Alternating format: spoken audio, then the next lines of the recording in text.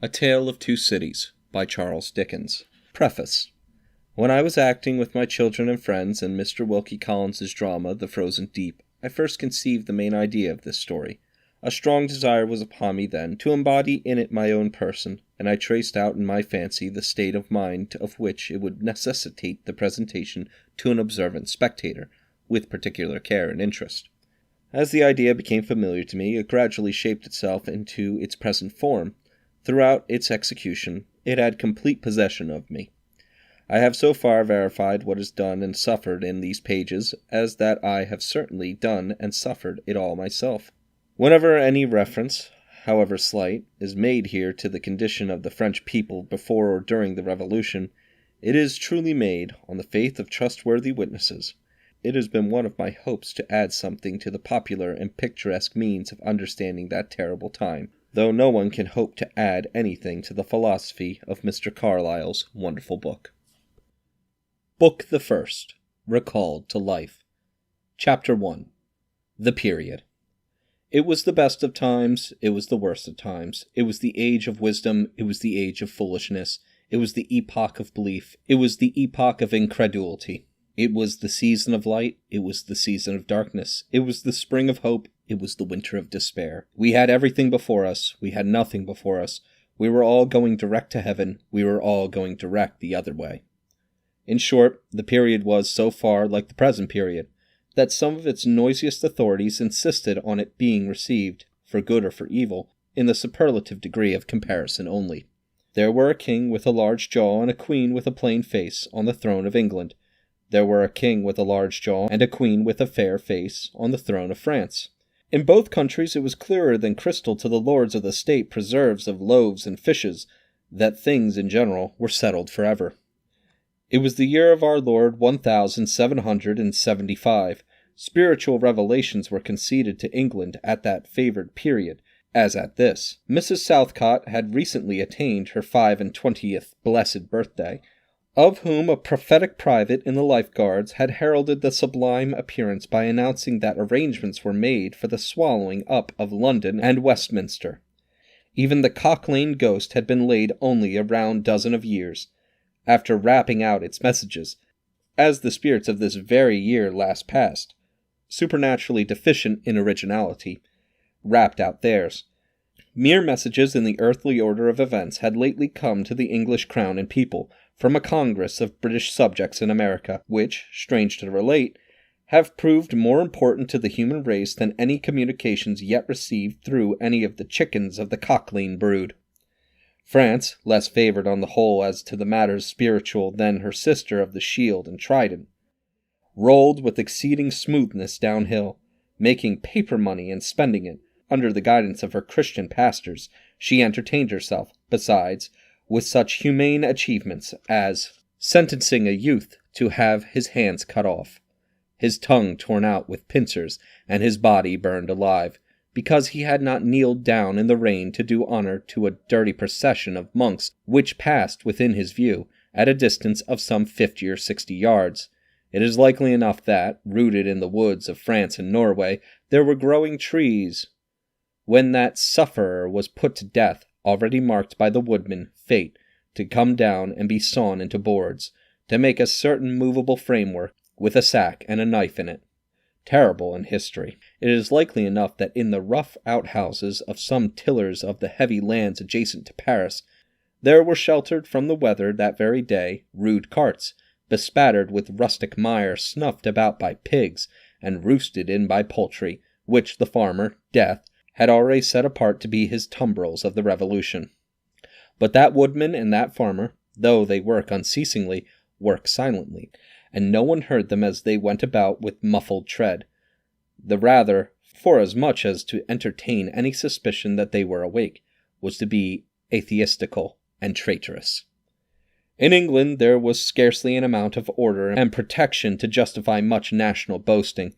Daring burglaries by armed men and highway robberies took place in the capital itself every night. Families were publicly cautioned not to go out of town without removing their furniture to upholsterers' warehouses for security. The highwayman in the dark was the city tradesman in the light, and, being recognized and challenged by his fellow tradesmen, whom he stopped in his character of the captain, gallantly shot him through the head and rode away. The mail was waylaid by 7 robbers, and the guard shot 3 dead, and then got shot dead himself by the other 4, in consequence of the failure of his ammunition. After which the mail was robbed in peace. That magnificent potentate, the Lord Mayor of London, was made to stand and deliver on Turnham Green, by one highwayman, who despoiled the illustrious creature in sight of all his retinue. Prisoners in London Gauls fought battles with their turnkeys, and the majesty of the law fired blunderbusses in among them, loaded with rounds of shot and ball. Thieves snipped off diamond crosses from the necks of the noble lords at court drawing-rooms. Musketeers went into St. Giles to search for contraband goods, and the mob fired on the musketeers, and the musketeers fired on the mob, and nobody thought any of these occurrences much out of the common way. In the midst of them, the hangman, ever busy and ever worse than useless, was in constant requisition, now stringing up long rows of miscellaneous criminals, now hanging a housebreaker on Saturday who had been taken on Tuesday, now burning people in the hand of Newgate by the dozen, and now burning pamphlets at the door of Westminster Hall, today taking the life of an atrocious murderer, and tomorrow of a wretched pilferer who had robbed a farmer's boy of 6pence. All these things, and 1,000 like them, came to pass in and close upon the dear old year 1775, environed by them, while the woodman and farmer worked unheeded. Those 2 of the large jaws, and those other 2 of the plain and their fair faces, trod with stir enough, and carried their divine rights with a high hand. Thus did the year 1775 conduct their greatness, and myriads of small creatures, the creatures of this chronicle among the rest, along the roads that lay before them. Book the First, Chapter 2. The Mail. It was the Dover road that lay, on a Friday night late in November, before the first of the persons with whom this history has business. The Dover road lay, as to him, beyond the Dover Mail, as it lumbered up Shooter's Hill. He walked uphill in the mire, by the side of the mail, as the rest of the passengers did, not because they had the least relish for walking exercise, under the circumstances, but because the hill, and the harness, and the mud, and the mail, were all so heavy, that the horses had 3 times already come to a stop, besides once drawing the coach across the road, with the mutinous intent of taking it back to Blackheath. Reins and whip and coachman and guard, however, in combination, had read the article of war which forbade a purpose otherwise strongly in favor of the argument, that some brute animals are endured with reason, and the team had capitulated and returned to their duty. With drooping heads and tremulous tails, they mashed their way through the thick mud, floundering and stumbling between whiles, as if they were falling to pieces at the larger joints. As often as the driver rested them and brought them to a stand, with a wary, "Whoa-ho, so-ho then!" the near leader violently shook his head and everything upon it, like an unusually empathetic horse, denying that the coach could be got up the hill. Whenever the leader made this rattle, the passenger started, as a nervous passenger might, and was disturbed in mind. There was a streaming mist in all the hollows, and it had roamed in its forlornness up the hill, like an evil spirit, seeking rest and finding none. A clammy and intensely cold mist, it made its slow way through the air in ripples that visibly followed and overspread one another, as the waves of an unwholesome sea might do. It was dense enough to shut out everything from the light of the coach lamps but these, its own workings, and a few yards of road, and the reek of the laboring horses steamed into it, as if they had made it all. 2 other passengers, besides the one, were plodding up the hill by the side of the mail. All 3 were wrapped to the cheekbones and over the ears and wore jackboots. Not one of the 3 could have said from anything he saw what either of the other 2 was like, and each was hidden under almost as many wrappers from the eyes of the mind as from the eyes of the body of his 2 companions. In those days traveling was very shy of being confidential on a short notice, for anybody on the road might be a robber or in league with robbers.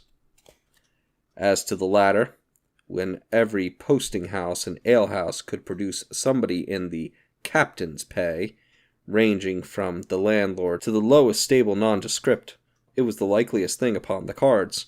So the guard of the Dover mail thought to himself that Friday night in November, 1775, lumbering up Shooter's Hill, as he stood on his own particular perch behind the mail, beating his feet and keeping an eye and a hand on the arm chest before him, where a loaded blunderbuss lay at the top of 6 or 8 loaded horse pistols deposited on a substratum of cutlass. The Dover mail was in its usual genial position, that the guard suspected the passengers suspected one another and the guard, they all suspected everybody else, and the coachman was sure of nothing but the horses, as to which cattle he could with a clear conscience have taken his oath on the 2 testaments that they were not fit for the journey.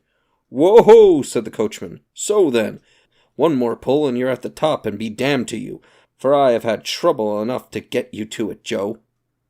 "Hullo!" the guard replied. "What o'clock do you make it, Joe?" 10 minutes, good, past 11. "My blood!" ejaculated the vexed coachman. "And not a top of Shooters yet. Yah! Get on with you!"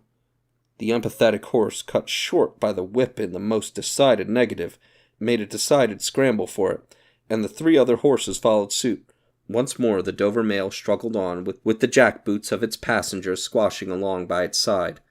They had stopped when the coach stopped, and they kept close company with it. If any one of the 3 had had the hardihood to propose to another to walk on a little ahead into the mist and darkness, he would have put himself in a fair way of getting shot instantly as a highwayman.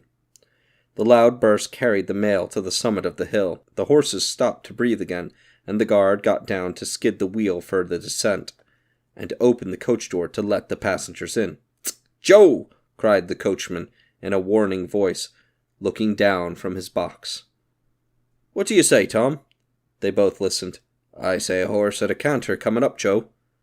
"I say a horse at a gallop, Tom," returned the guard, leaving his hold of the door and mounting nimbly to his place. "Gentlemen, in the king's name, all of you." With this hurried adjuration, he cocked his blunderbuss and stood on the offensive. The passenger booked by this history was on the coach step, getting in. The other 2 passengers were close behind him, and about to follow. He remained on the step, half in the coach and half out of it. They remained in the road below him. They all looked from the coachman to the guard, and from the guard to the coachman, and listened.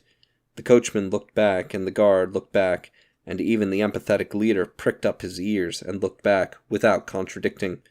The stillness consequent on the cessation of the rumbling and laboring of the coach, added to the stillness of the night, made it very quiet indeed. The panting of the horses communicated a tremulous motion to the coach, as if it were in a state of agitation.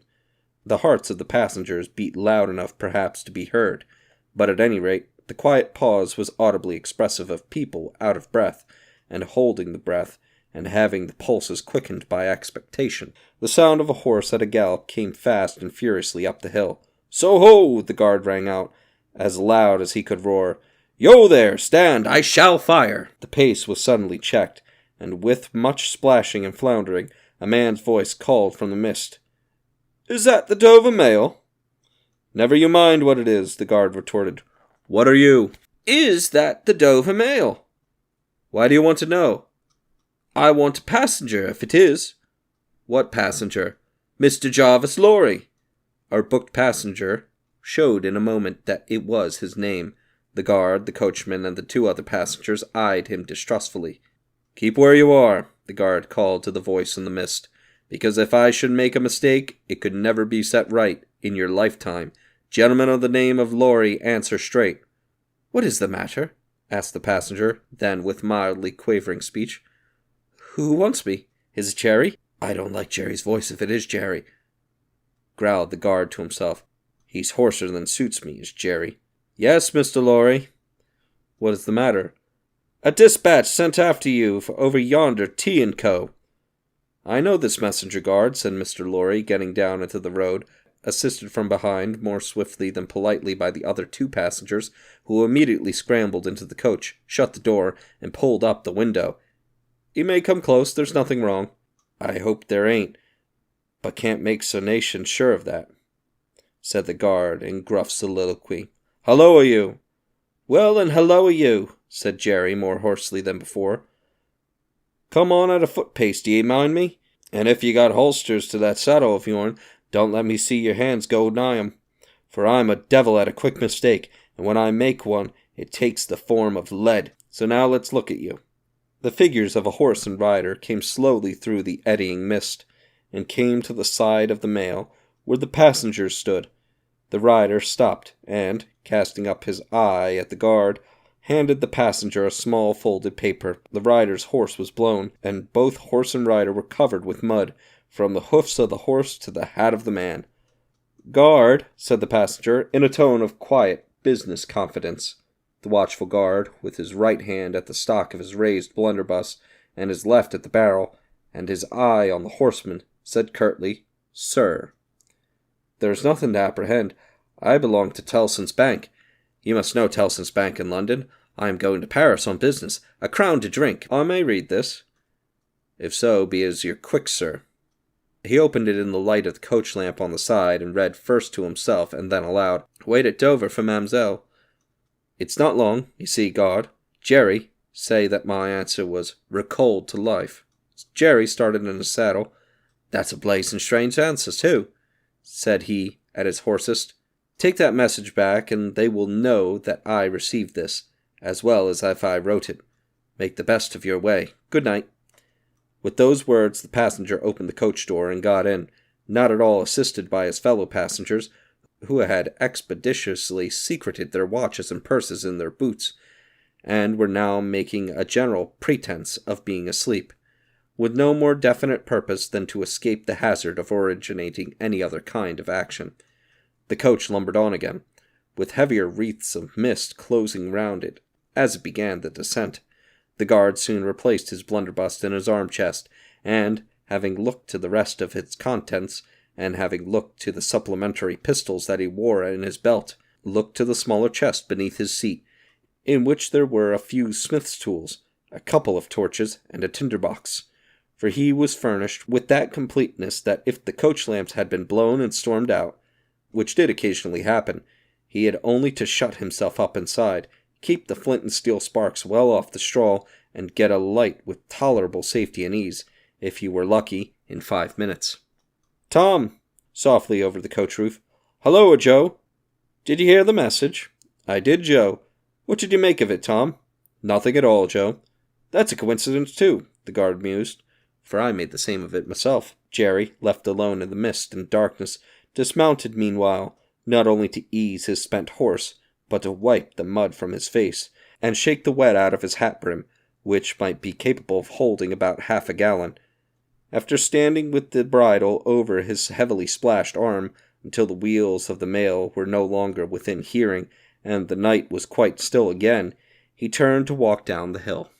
"After that there gallop from Temple Bar, old lady, I won't trust your forelegs till I get you on the level," said this hoarse messenger, glancing at his mare. "Recalled to life. That's a blazing strange message. Much of that wouldn't do for you, Jerry. I say, Jerry, you'd be in a blazing bad way if recalling to life was to come into fashion, Jerry." Book the First, Chapter 3. The Night Shadows. A wonderful fact to reflect upon, that every human creature is constituted to be that profound secret and mystery to every other. A solemn consideration, when I enter a great city by night, that every one of those darkly clustered houses encloses its own secret, that every room in every one of them encloses its own secret, that every breathing heart in the hundreds of thousands of breasts there is, in some of its imaginings, a secret to the heart nearest it. Something of the awfulness even of death itself is referable to this. No more can I turn the leaves of this dear book that I loved, and vainly hope in time to read it all. No more can I look into the depths of this unfathomable water, wherein, as momentary lights glanced into it, I have had glimpses of buried treasure and other things submerged.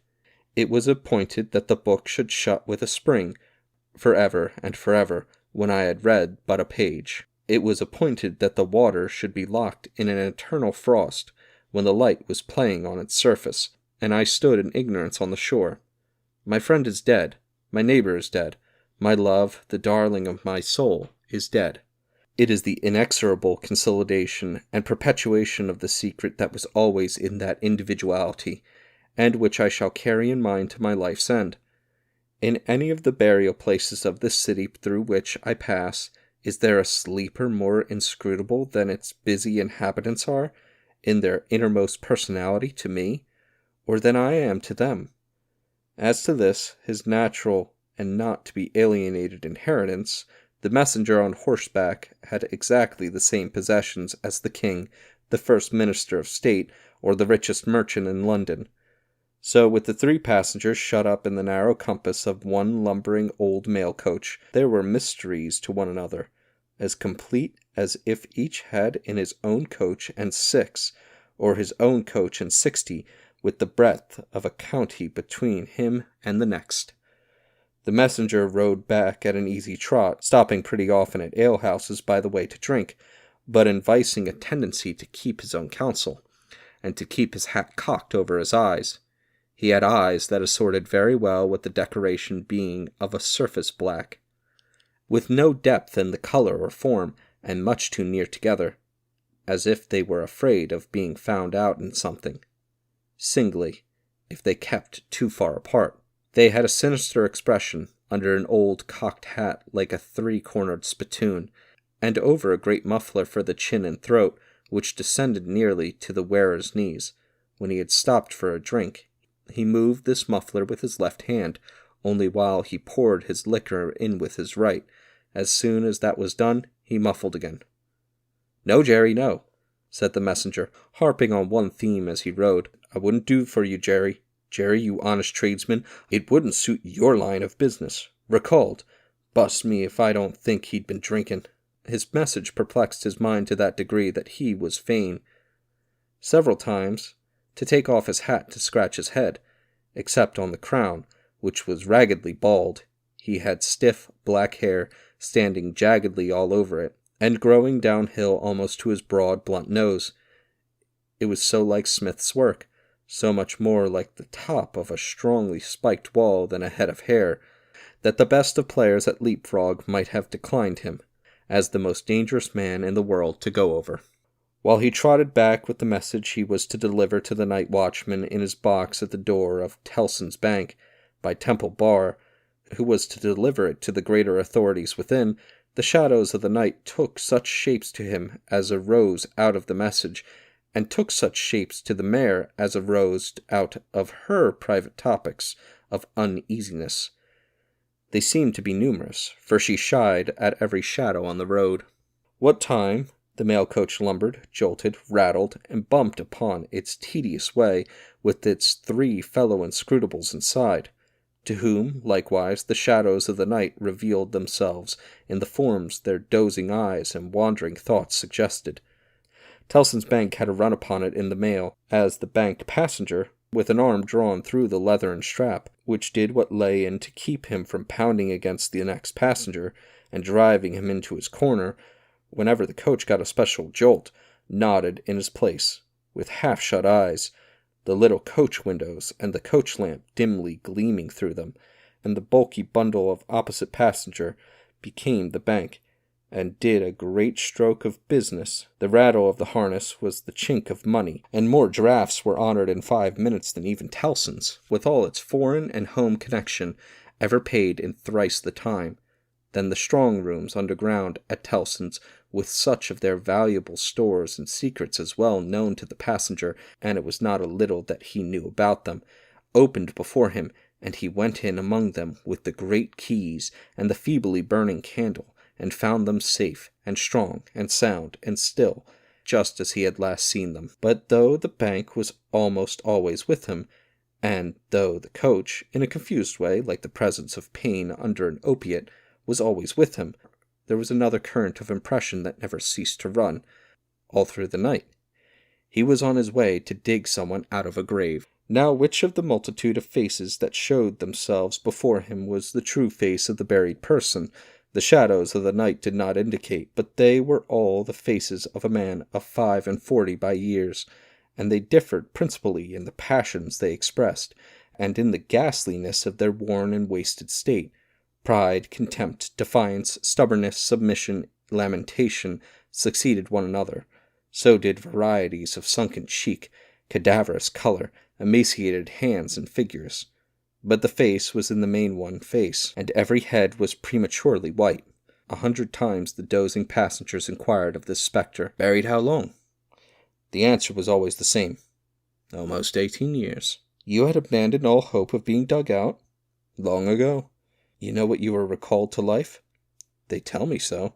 I hope you care to live?" "I can't say." "Shall I show her to you? Will you come and see her?" The answers to this question were various and contradictory. Sometimes the broken reply was, "Wait, it would kill me if I saw her too soon." Sometimes it was given in the tender rain of tears, and then it was, "Take me to her." Sometimes it was staring and bewildered, and then it was, "I don't know her, I don't understand." After such imaginary discourse, the passenger in his fancy would dig and dig and dig, now with a spade, now with a great key, now with his hands, to dig this wretched creature out. Got out at last, with earth hanging about his face and hair, he would suddenly fall away to dust. The passenger would then start to himself and lower the window to get the reality of mist and rain off his cheek. Yet even when his eyes were opened on the mist and rain, on the moving patch of light from the lamps, and the hedge at the roadside retreating by jerks, the night shadows outside the coach would fall into the train of the night shadows within. The real banking house by Temple Bar, the real business of the past day, the real strong rooms, the real express sent after him, and the real message returned, would all be there. Out of the midst of them, the ghostly face would rise, and he would accost it again. "Buried how long?" "Almost 18 years. I hope you care to live?" "I can't say." Dig, dig, dig, until an impatient movement from one of the two passengers would admonish him to pull up the window, draw his arm securely through the leathern strap, and speculate upon the two slumbering forms until his mind lost its hold of them, and they again slid away into the bank and the grave. "Buried how long?" "Almost 18 years. You had abandoned all hope of being dug out?" "Long ago." The words were still in his hearing as just spoken, distinctly in his hearing as ever spoken words had been in his life, when the weary passenger started to the consciousness of daylight, and found that the shadows of the night were gone. He lowered the window, and looked out at the rising sun. There was a ridge of plowed land, with a plow upon it where it had been left last night when the horses were unyoked. Beyond, a quite coppice wood, in which many leaves of burning red and golden yellow still remained upon the trees. Though the earth was cold and wet, the sky was clear, and the sun rose bright, placid, and beautiful. 18 years, said the passenger, looking at the sun. Gracious Creator of the day, to be buried alive for 18 years.